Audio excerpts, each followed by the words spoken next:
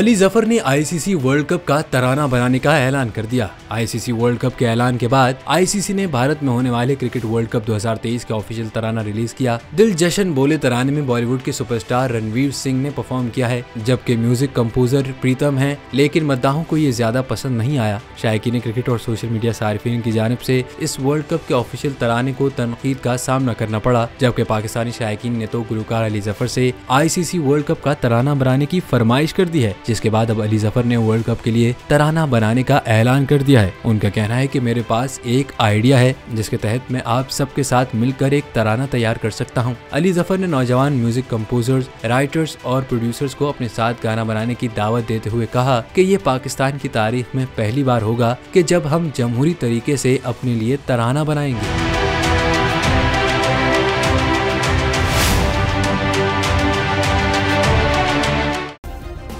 Subscribe करें और bell दबाएं ताकि कोई खबर रह न जाए।